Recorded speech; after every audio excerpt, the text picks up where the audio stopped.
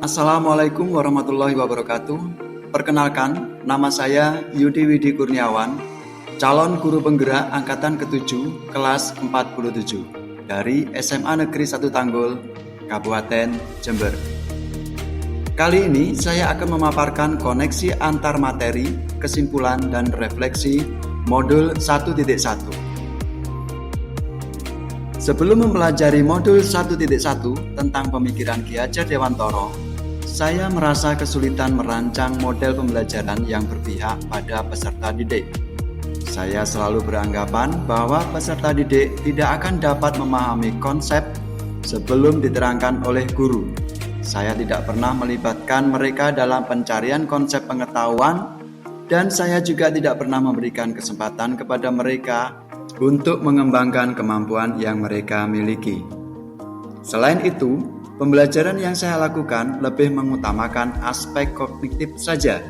Dalam pembelajaran, seringkali saya memaksakan materi harus tersampaikan hingga tuntas, serta memaksakan peserta didik harus menguasai materi yang saya berikan dengan mendapatkan nilai di atas KKM yang sudah ditetapkan. Saya jarang sekali melakukan refleksi, baik dari peserta didik maupun dari teman sejawat terkait pembelajaran yang sudah saya lakukan. Hasil ujian peserta didik adalah segalanya bagi saya.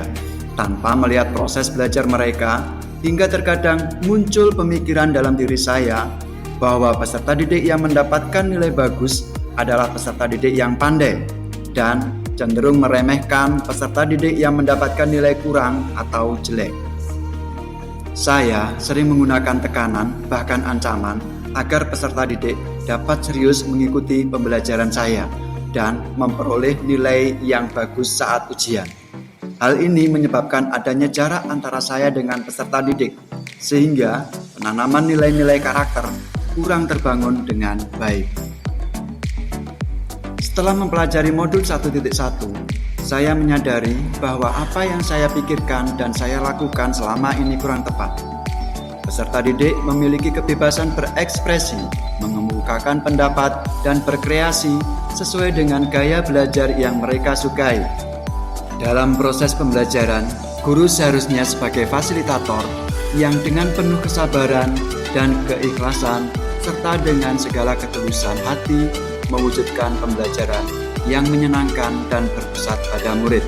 Seharusnya saya melakukan proses pembelajaran secara menyeluruh, bukan hanya aspek kognitif saja, namun juga afektif, psikomotor, spiritual, sosial, dan budaya. Kita harus memberikan kemerdekaan kepada peserta didik dengan segala kodratnya, sehingga mereka mempunyai inisiatif berpikir kreatif dan inovatif, mampu menemukan sendiri konsep ilmu pengetahuan, bukan hanya sekedar disuapi oleh guru. Yang dapat segera saya terapkan dalam pembelajaran di kelas antara lain merancang pembelajaran yang interaktif dan menyenangkan dengan melibatkan murid sesuai dengan student center dan bukan lagi teacher center. Saya akan mengajak peserta didik untuk turut serta dalam perencanaan pembelajaran, sehingga mereka akan antusias dalam mengikuti prosesnya. Saya akan mendorong peserta didik untuk berpikir kreatif, inovatif, dan mempunyai inisiatif dalam mengemukakan gagasannya sehingga mandiri dalam menemukan konsep-konsep ilmu pengetahuan.